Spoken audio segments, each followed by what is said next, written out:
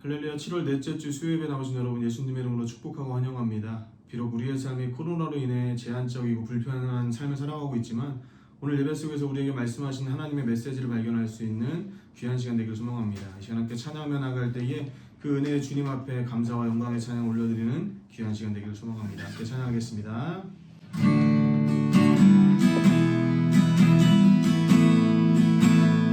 무엇이 변치하나 무엇이 변치하나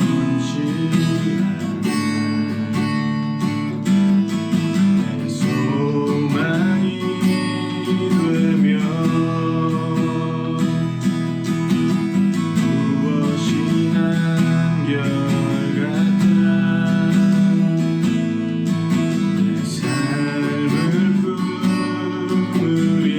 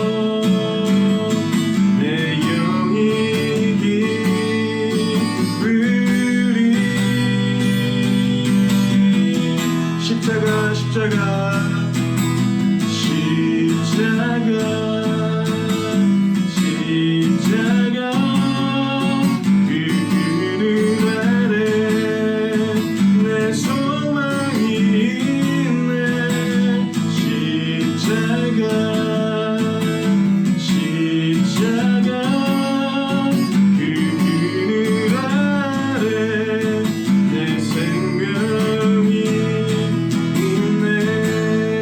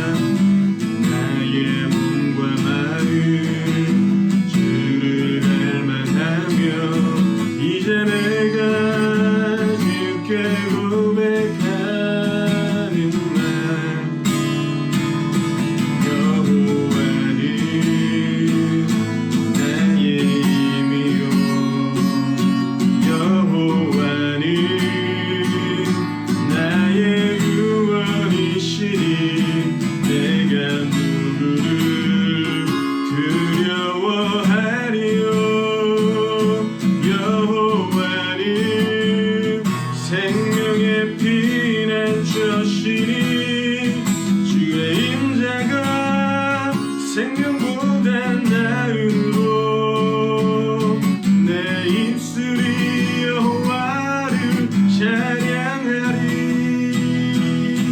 내 평생에 주를 찬양하며 주의 이름으로 내 손 들리라. 여호와는 나이며 여호와는 나의 힘이요 여호와는 나의 구원이시니 내가 누구를 두려워하리요. 여호와는 생명의 피난처시니 주의 임자가 생명보다 나음으로 내 입술이 여호와를 찬양하리. 내 평생에 주를 찬양하며 주의 이름으로 내 손 들리라. 주의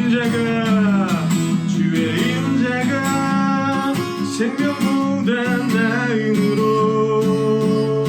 내 입술이 여호와를 찬양하리. 내 평생에 주를 찬양하며 주의 이름으로 내 손 들리라. 주의 임자가 생명보다 나음으로 내 입술이 여호와를 찬양하리.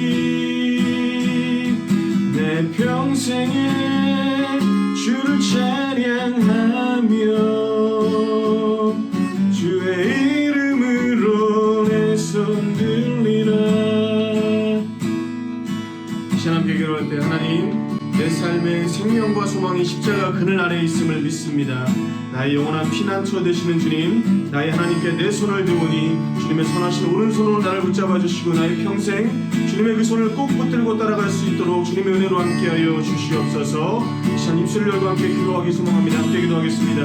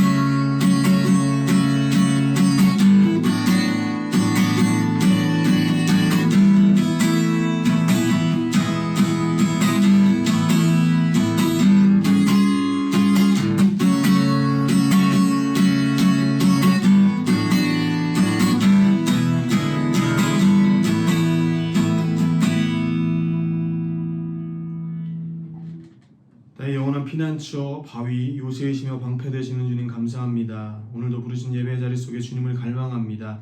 갈망하는 영혼에게 은혜의 해가를 허락해 주시며 주님의 주되심을 회복할 수 있는 귀한 시간 될 수 있게 인도하여 주시옵소서. 말씀 전하시는 목사님에게 은혜를 더하여 주시고 전하고 듣는 모든 영혼에게 하나님의 측량할 수 없는 은혜로 함께하여 주시옵소서. 모든 것 감사드리며 거룩하신 예수님의 이름으로 기도드렸습니다. 아멘. 오늘 주신 하나님의 말씀 요한일서 1장 1절로 10절의 말씀입니다. 태초부터 있는 생명의 말씀에 관하여는 우리가 들은 바요 눈으로 본 바요 자세히 보고 우리의 손으로 만진 바라. 이 생명이 나타내신 바 된지라. 이 영원한 생명을 우리가 보았고 증언하여 너희에게 전하노니 이는 아버지와 함께 계시다가 우리에게 나타내신 바 된 이시니라. 우리가 보고 들은 바를 너희에게도 전함은 너희로 우리와 사귐이 있게 하려 함이니 우리의 사귐은 아버지와 그의 아들 예수 그리스도와 더불어 누림이라. 우리가 이것을 쓰면 우리의 기쁨이 충만하게 하려 함이라. 우리가 그에게서 듣고 너희에게 전하는 소식은 이것이니 곧 하나님은 빛이시라. 그에게는 어둠이 조금도 없으시다는 것이니라.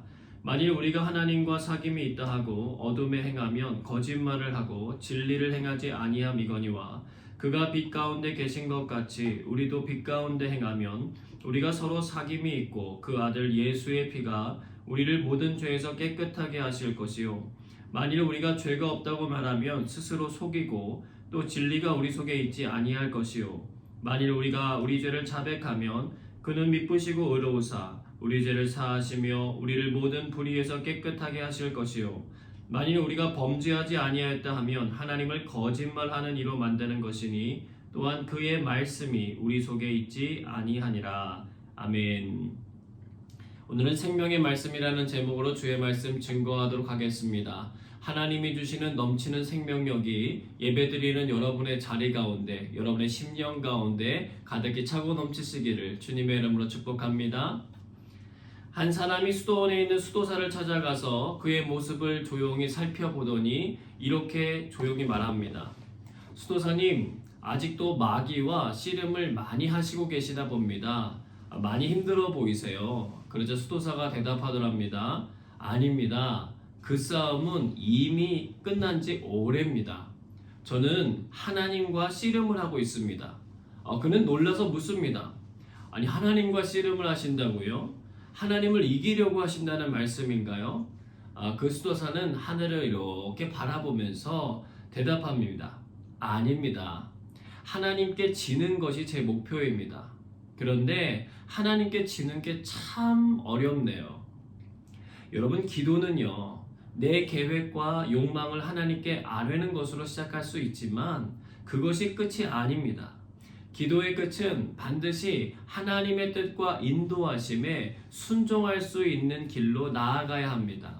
그것이 설령 자신의 뜻과 계획에 맞지 않는다고 하더라도 받아들일 수 있다면 그의 신앙은 그만큼 하나님과 가까워지는 것입니다.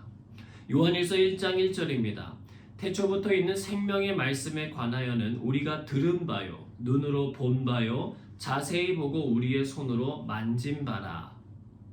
사도 요한은요, 태초부터 있는 예수 그리스도에 관하여는 이라고 쓰지 않고 태초부터 있는 생명의 말씀에 관하여는 이라고 쓰고 있어요. 예수 그리스도, 그분이 이 세상에 오신 목적에 대해서 분명하게 밝혀주고 강조해주고 있습니다. 생명이에요. 그리고 태초부터라고 하는 표현을 사용함으로써 성자 하나님과 성부 하나님이 한 분이시라고 하는 것을 말해줍니다. 왜냐하면 사도 요한이 그 서신을 적던 시대에 예수님의 하나님됨을 인정하지 않고 부인하려고 했던 이단들이 있었기 때문에 그렇습니다. 서신의 첫 머릿말부터 진리를 지켜내기 위하여 노력하는 사도 요한의 모습이 느껴지고 있어요.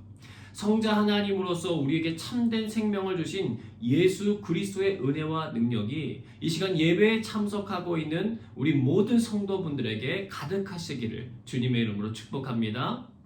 그런데 사도 요한은요, 그 생명의 말씀을 자신이 들었고 보았고 손으로 만졌다라고 고백해요.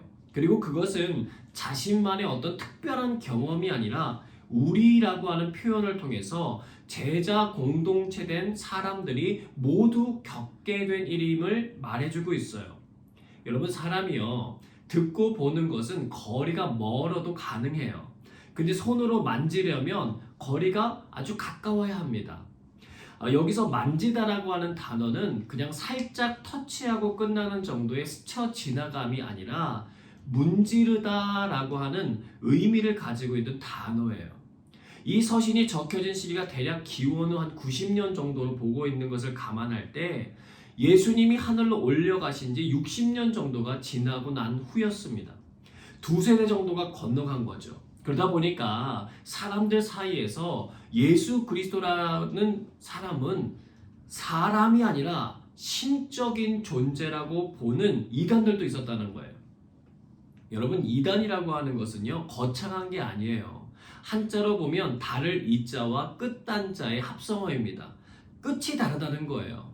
처음과 중간은 비슷한데 끝에 가서 다른 것입니다. 예수님이 하나님이신 것도 분명하니까 그것이 그렇게 대단히 중요한 일이냐고 여길 수도 있는데, 여러분, 만약 예수님의 인성을 빼버리게 되면 그리스도의 성육신 사건과 십자가의 육체적인 죽음과 대속의 의미가 모두 사라져버리는 거예요. 하나님의 약속의 성취와 구원의 은혜가 없어져 버리는 것입니다. 즉 복음의 중요한 핵심 부위가 빠져버리는 거예요. 그래서 신앙은요, 균형이 정말 중요합니다. 양극단에 치우치지 않고 중심을 잡아가는 과정이 필요합니다. 예수님은 참 하나님이자 참 인간이시다.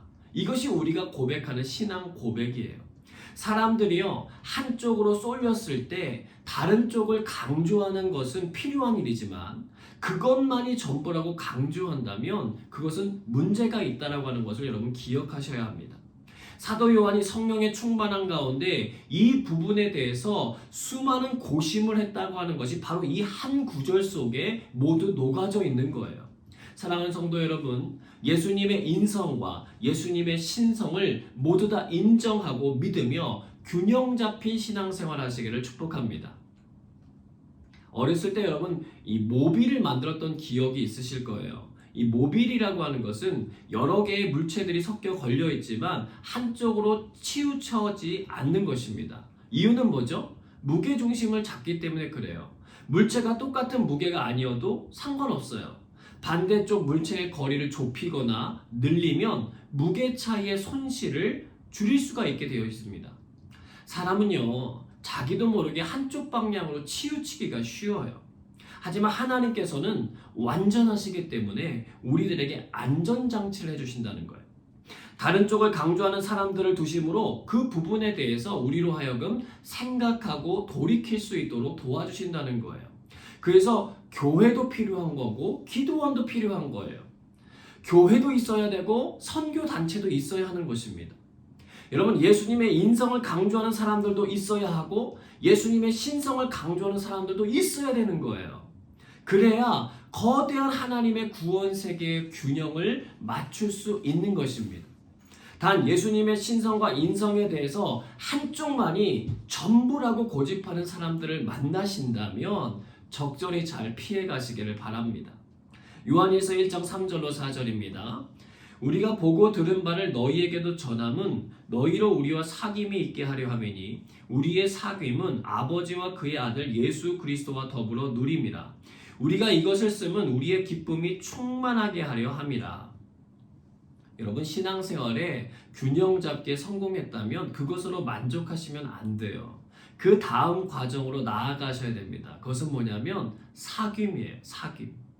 사귐이라는 단어는 코이노니아라고 하는 말로 상호간의 공통점을 발견한 대상이 공통된 정서를 나누고 또 공통된 목표를 바라보며 살아가는 것을 말할 때 쓰는 단어입니다.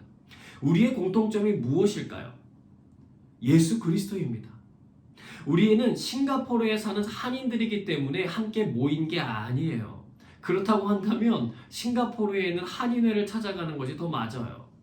우리가 서로 만나고 이야기 나누며 사귀는 것은 예수 그리스도라고 하는 공통 분모 때문에 그렇습니다.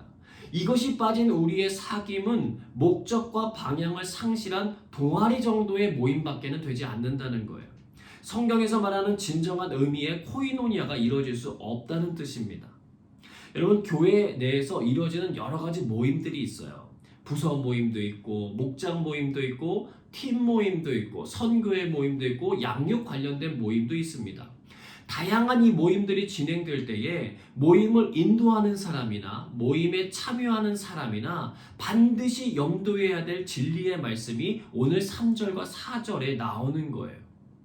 사귐을 갖는 목적이 사람과 사람 사이의 연결로 끝나면은 안 되고 하나님 아버지와 그의 아들 예수 그리스도와 더불어 누리는 과정까지 나아가도록 서로가 마음을 모아야 한다는 거예요. 그렇게 될 때에 사도 요한을 비롯한 제자 공동체는 기쁨이 충만케 된다고 고백합니다. 왜 그렇습니까? 주님이 기뻐하신 일이기 때문에 그래요.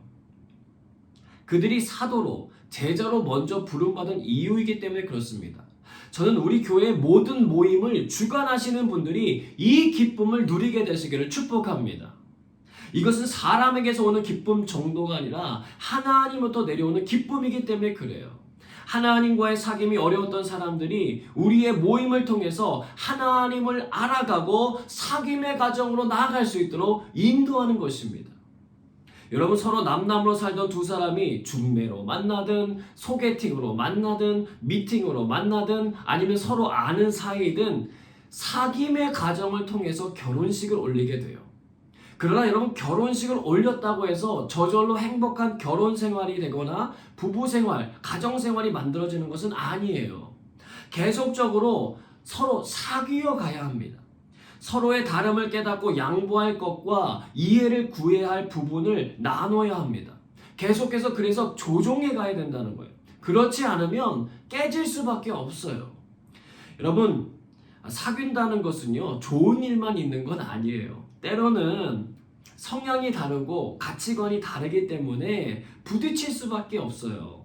싸울 수도 있고 화낼 수도 있어요. 화가 날 수도 있고요.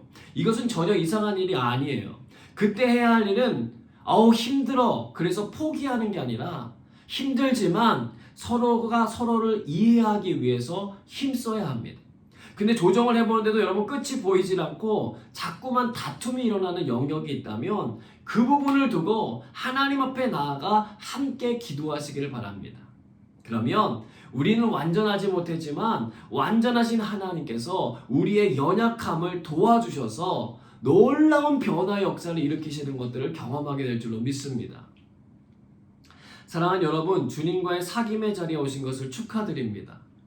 이 일이 가능했던 이유는요, 주님께서 믿음의 선조들을 찾아와 주셨기 때문이고, 오늘도 믿음의 사람들을 통해 전달되기 때문이고, 성령님의 임재를 통해서 하나님이 우리를 직접 만나 주시기 때문입니다. 서두에 말씀드렸던 것처럼 우리는 주님과 사귀어 살기 때문에 얼마든지 우리의 고통, 어려움, 우리의 화난 감정들 다 주님 앞에 쏟아내올 수 있어요. 주님은 기꺼이 들어주십니다. 눈에 보이지 않을 뿐이지 정말 공감하며 들어주세요. 그뿐만이 아니에요. 주님은 우리가 나아가야 될 방향들도 이미 알고 계시기 때문에 성경의 말씀들을 통해서 우리들에게 다가와 주세요. 주님이 하고 싶어 하시는 말씀들을 참 많이 적어 놓으셨습니다. 여러분, 우리는 약하지만 그분은 강하시기 때문에 우리가 하나님의 뜻에 맞추어 살면 그것은 손해보는 게 아니라요, 득을 보는 일이에요. 신앙생활 하는데 하나님의 말씀을 지키는 것이 자꾸만 손해보는 느낌이 든다면 그것은 여러분이 사단에게 속고 있다는 것입니다. 사단은요, 에덴 동산에서 본 것처럼 사람으로 하여금 자꾸만 속고 있다라고 하는 느낌을 가지게 만들어요. 하나님의 말씀을 지키는 것이 마땅한 사람의 본분이고 그것을 통해서 영원한 생명과 기쁨을 누릴 수 있는 길이 있음에도 불구하고 그것을 전혀 중요하지 않게 여기도록 만듭니다. 뭔가 부족해 보이도록 느끼게 만들어요. 여러분, 누군가와 사귀어 보신 분들은 아실 거예요.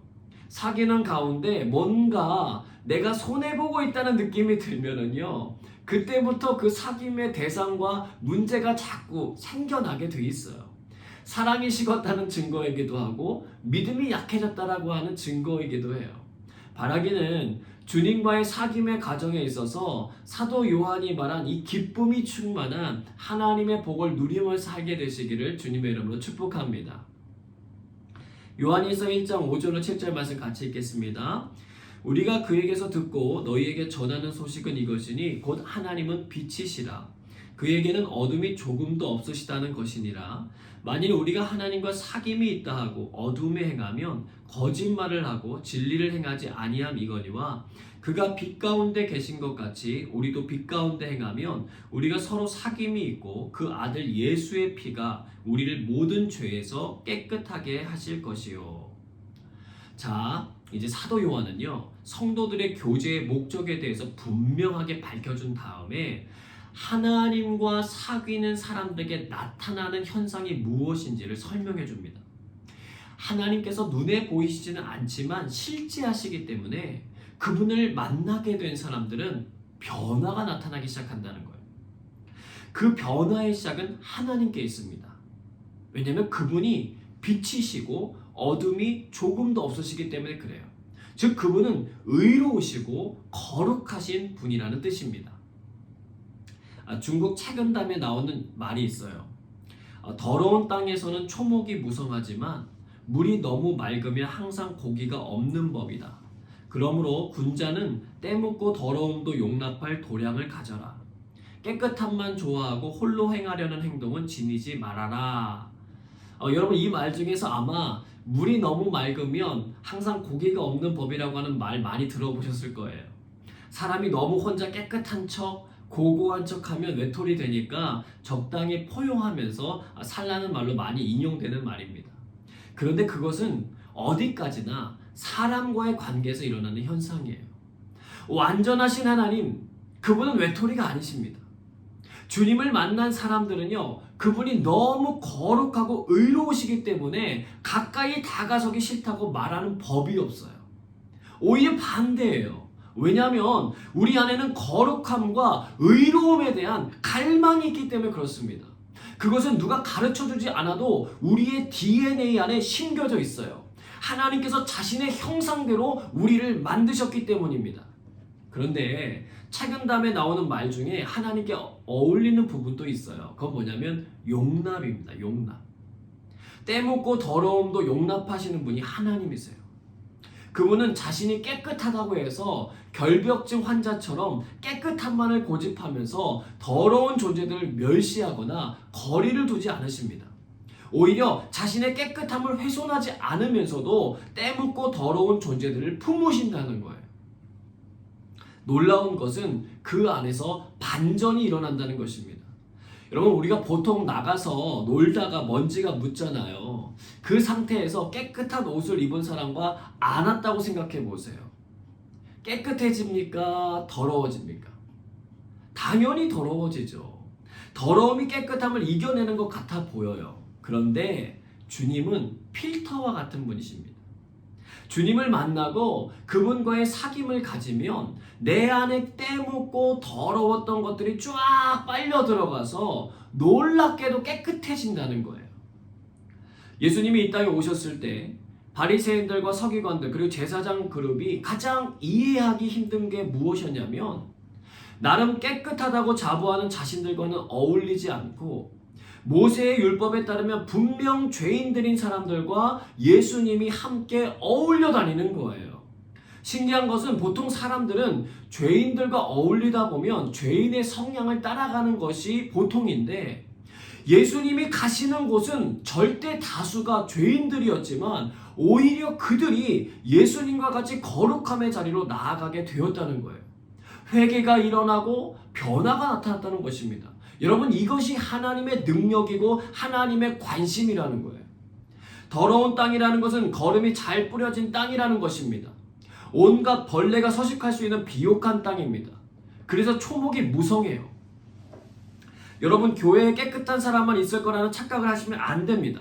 교회는요, 주님이 만드신 비옥한 땅이기 때문에 나무만 잘 자라는 게 아니라 벌레와 같은 죄에 속한 사람들도 잘 자라나요. 예수님 곁에서 자라난 가룟 유다라고 하는 사람만 보아도 알 수 있습니다. 그러나 그렇다고 해서 그것을 당연히 여기고 대수롭지 않게 생각하지는 말아야 합니다. 하나님께서 머물다 가신 곳은 거룩해지기 때문에 그래요. 빛이 임하는 순간 어둠은요, 언제 있었냐는 것처럼 사라지는 것처럼 그분께서 임하시면 우리 안에 있었던 수많은 허물과 죄도 사라져버리기 때문에 그렇습니다. 하나님과 사귐이 있다고 하면서 어두움에 행하면, 즉 죄를 지으며 살아간다면 그것은 거짓말을 하고 진리를 행하지 않는 것이라고 말씀해주고 있어요. 나는 하나님과 사귐을 가져라고 스스로 생각할 수는 있겠지만 하나님의 입장에서 보면 그것은 혼자만의 착각이라는 거예요. 여러분, 사귄다라고 하는 것은요, 쌍방 간에 인정이 있어야 가능한 거예요. 어떤 사람이 아침과 점심과 저녁을 같이 먹고 같은 공간에서 일한다고 해서 그 사람과 사귄다라고 하는 표현을 쓰지는 않습니다. 즉, 교회에 나와서 같은 공간에서 예배드리고 기도하고 밥을 먹는다고 해서 우리가 주님과 사귄다고 말하기는 어렵다는 거예요.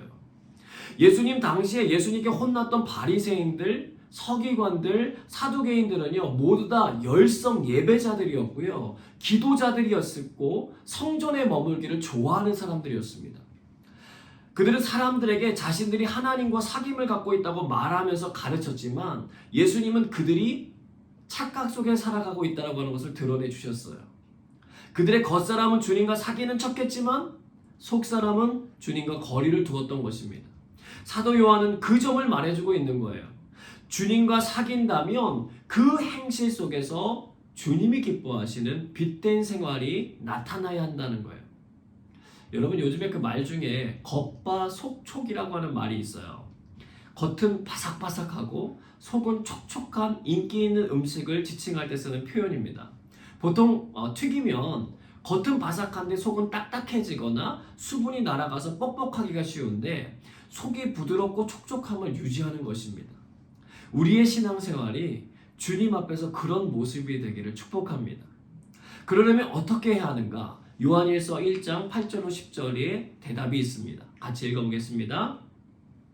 만일 우리가 죄가 없다고 말하면 스스로 속이고 또 진리가 우리 속에 있지 아니할 것이요 만일 우리가 우리 죄를 자백하면 그는 미쁘시고 의로우사 우리 죄를 사하시며 우리를 모든 불의에서 깨끗하게 하실 것이요 만일 우리가 범죄하지 아니하였다 하면 하나님을 거짓말하는 이로 만드는 것이니 또한 그의 말씀이 우리 속에 있지 아니하니라.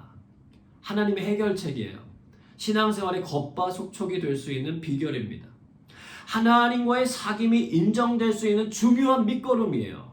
그것은 우리의 죄를 하나님 앞에 인정하는 것입니다. 여러분 그 당시 영지주의 이단들이 있었어요. 그들은 사람이 영지, 곧 선택받은 자에게만 주어지는 영적인 지식을 얻으면 완전히 죄가 없는 존재로 변한다고 가르쳤어요. 그들은 영혼과 육체가 별개이고 구원받는 것은 영이기 때문에 영혼의 정결함을 받으면 육체적인 죄를 저질러도 전혀 영향을 받지 않는다고 가르쳤습니다. 그래서 그 사상에 빠진 사람들은요, 죄를 지으면서도 전혀 양심의 가책을 받지 않았어요. 일석이조인 거죠. 영혼은 구원받고 육체는 자기가 하고 싶은 대로 하면서 사는 거예요. 하나님은 사도 요한을 통해서 바로잡는 것입니다. 모든 사람이 죄를 범하였으며 하나님의 영광에 이르지 못하더니 이게 사람의 참 모습이라는 거예요. CT를 찍으면 눈에 안 보이는 내장기관들의 모습이 다 드러나는 것처럼 하나님의 빛을 쬐이면 드러나지 않았던 우리들의 죄가 드러나는 것이 정상적인 반응이라는 거예요. 베드로가 주님이 베푸시는 기적을 보고는 주여 나를 떠나소서 나는 죄인이다라고 고백하는 장면이나 이사야 선지자가 하나님의 음성을 듣고는 화로다 나여 망하게 되었도다 나는 입술이 부정한 사람이요 입술이 부정한 백성 중에 거주하면서 만군의 여호와이신 왕을 배웠음이로다 말하는 장면이 이상한 게 아니라 정상적이라는 거예요. 여러분 법규를 위반해서 경찰에게 붙잡혔는데 저는 그 법을 몰랐는데요 라고 말하면 법적 책임을 안 져도 되는 거 아닙니다. 모르는 것이 죄예요. 간혹 사람들 중에는 나는 죄가 없다라고 말씀하시는 분들이 계세요. 그들의 사고방식에는 자신이 교도소에 갈 만한 죄를 저지른 적이 없다는 거예요. 그런데 예수님은 우리에게 죄가 무엇인지를 알려주셨어요. 마음으로 죄를 품기만 해도 죄라고 말씀하십니다. 또 하나님이 보내신 구원자 예수 그리스도를 믿지 않는 것이 죄입니다. 하나님의 말씀대로 살아가지 않는 것이 죄입니다. 나중에 하나님 앞에 심판받을 때에 저는 그 법을 몰랐는데요 라고 말하면 법적 책임을 안 져도 되는 것이 아닙니다. 모르는 것이 죄예요. 알려고 하지 않은 것이 죄예요. 그래서 우리는 하나님과 그분의 말씀을 힘써 알아야 된다고 성경은 계속해서 말씀하시는 것입니다. 언젠가 우리는 심판자가 되시는 그분의 말씀 앞에 서게 될 것이기 때문에 그래요. 그런데 하나님은 그날에 이르기까지 우리가 그것에 대한 두려움에 떨며 살기를 원하시지 않으세요. 이 땅에서 살면서 얼마든지 하나님 자신과 사귈 수 있다라고 하는 것을 알려주세요. 전제조건은 뭐냐? 죄를 인정하고 자백해서 그리스도의 보혈로 깨끗함을 얻으라는 것입니다. 즉 하나님은 우리를 심판하시려는 것이 목적이 아니라 우리와 사귐을 가지고 싶은 것이 목적이라는 거예요. 사랑하는 여러분, 죄는요 자꾸만 그 사람에게서 떠나지 않기 위해서 숨겨달라고 요청해요. 죄가 원하는 건 한 가지예요. 하나님과 사귀지 못하게 하려는 거예요. 여러분 죄와 그만 사귀시길 바랍니다. 죄는 달콤하고 우리를 지켜주는 것처럼 위장하지만 결국은 우리의 생명을 뺏는 게 목적이에요.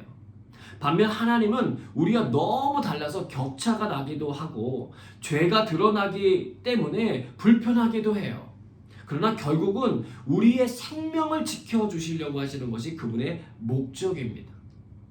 그런데 죄라는 것이 너무 끈기가 있기 때문에 우리의 힘만으로는 떨쳐낼 수가 없어요.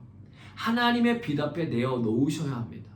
여러분, 빛이 임하는 순간 어둠은 떠나게 되어 있어요. 경찰서에서도요, 자수하거나 자백하면 그 사람의 죄의 형량을 줄여줍니다. 왜요? 뉘우쳤다고 보기 때문에 그래요. 하나님께 죄를 자백함으로 그분과의 깊은 교제함이 다시 회복되어지고 그분과의 친밀한 가운데 나아가는 은혜가 저와 여러분 모두에게 있어지시기를 주님의 이름으로 축복합니다. 함께 찬양하고 기도하겠습니다.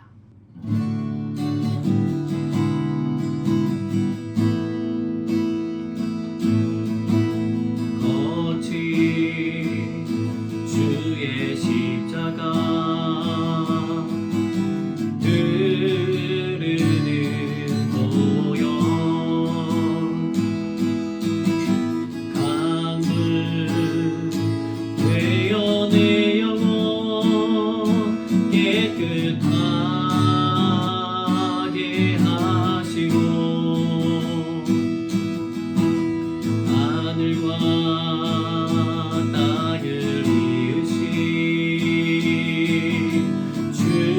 주님의 보혈 내 평생의 자랑은 주의 십자가로다.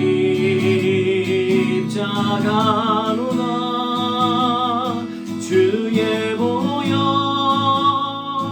흐르는데 믿고 뛰어나가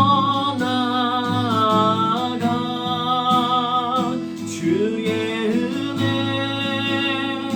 내가 입어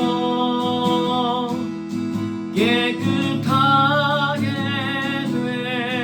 되었네. 거친 주의 십자가 거친 주의 십자가 흐르는 보혈 강물 되어 내 영혼 깨끗하게 하시고 하늘과 땅을 이으신 주님의 보혈 내 평생의 자랑은 주의 십자가로다. 주의 보혈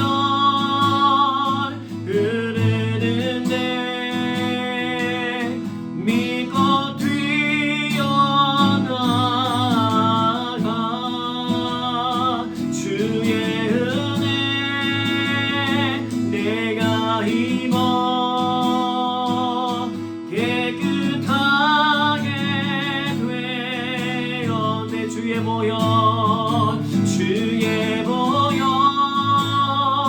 흐르는데 믿고 뛰어나가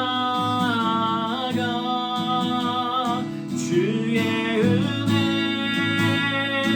내가 입어 깨끗하게 돼. 마지막 다시 고백합니다. 주의 보혈 흐르는데 주의 보혈 흐르는데 믿고 뛰어나가 주의 은혜 내가 입어 깨끗하게 되었네. 이 시간에 기도하겠습니다. 기도하겠습니다. 참 하나님이시며 참 사람이신 예수 그리스도에 대한 우리의 신앙의 균형을 잘 잡도록 인도해 주옵소서. 특별히 하나님 이단에 빠져서 균형을 잃어버린 사람들을 긍휼히 여겨주셔서 주의 진리로 나아올 수 있도록 인도해 주옵소서. 함께 기도하겠습니다.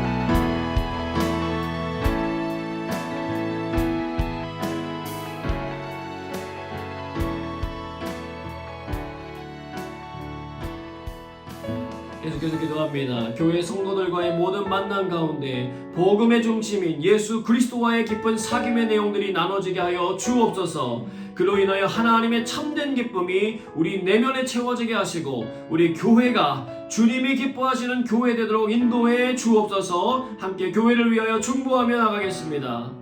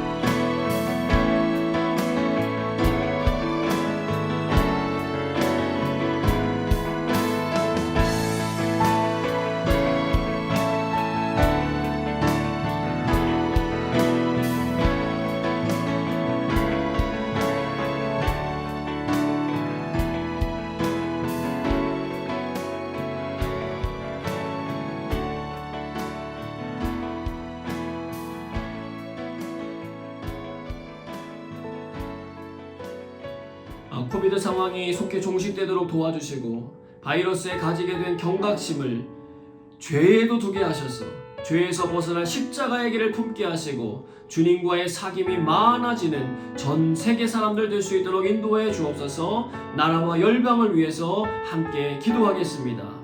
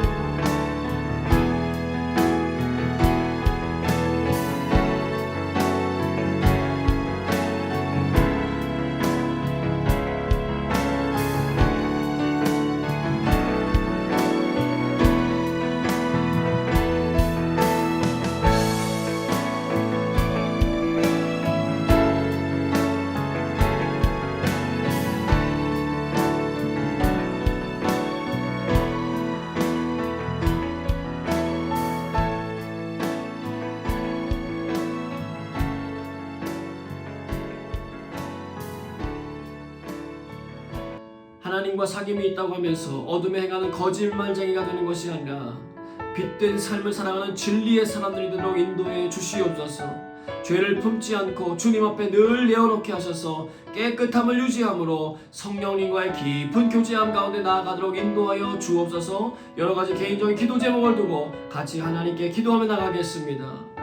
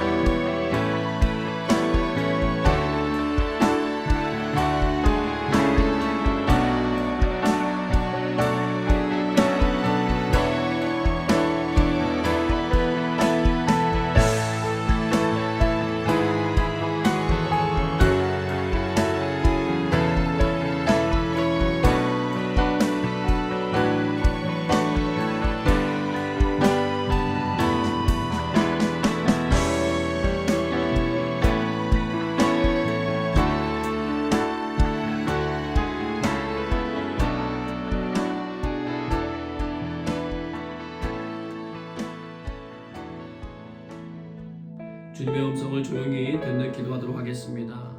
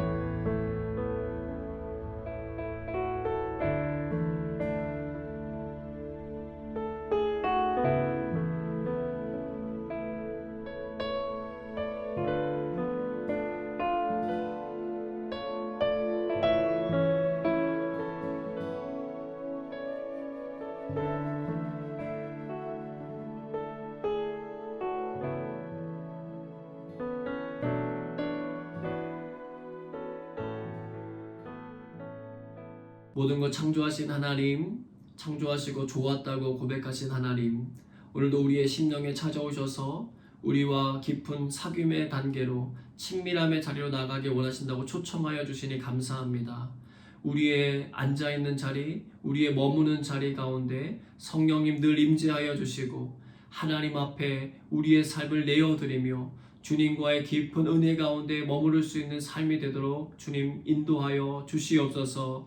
하나님, 우리가 거하고 있는 땅을 위하여 우리가 기도할 때에 하나님께서 은혜 베풀어 주셔서 하나님의 변화의 역사들이 나타나게 하시고 부흥과 회복의 역사가 일어날 수 있도록 인도하여 주시옵소서. 우리의 가정, 우리의 교회, 우리의 하나님 학교, 이 나라 하나님의 것이오니 하나님 회복시켜 주시고 주의 은혜를 갈망하는 자들이 많이 일어날 수 있도록 하나님 도와주시옵소서. 우리 교회에 많은 모임들이 있습니다. 모임마다 성령이 임재해 주셔서 하나님이 주는 영적인 기쁨이 충만하게 하시고 주님을 더욱더 깊이 알아가는 은혜가 있도록 모든 모임들을 축복하시고 함께해 주시옵소서. 우리 교회가 주님께 인정받는 교회, 주님께 쓰임받는 교회 되길 원하오니 아버지 하나님이여 긍휼하심과 은혜를 베푸사 그 일들이 속히 이루어질 수 있도록 함께하여 주옵소서. 기도하는 일꾼들을 더욱더 붙여주시고 하나님 나라를 사모하며 주님 앞에 머무는 주의 귀한 백성들이 많아질 수 있도록 하나님 인도하여 주옵소서. 하나님 예배에 참여하는 이들 가운데 혹시 죄의 문제로, 하나님 건강의 문제로, 여러가지 관계의 문제로, 하나님 피곤함의 문제로 아버지 고민하고 있는 영혼들이 있다면 이 시간 예수 그리스도께서 주시는 생명의 능력이 임하여지게 하여 주시고 회복됨과 치유와 은혜가 가득할 수 있도록 주님 역사하여 주시옵소서. 주님이 주시는 친밀함의 은혜를 온전히 누리며 살 수 있도록 하나님 인도하여 주시옵소서. 주께서 이루실 일들을 기대하고 감사드리며 사랑이 마신 예수님의 이름으로 기도되옵나이다. 아멘.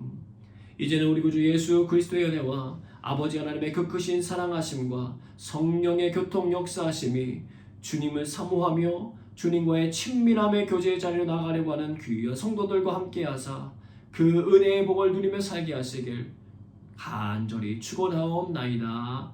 아멘.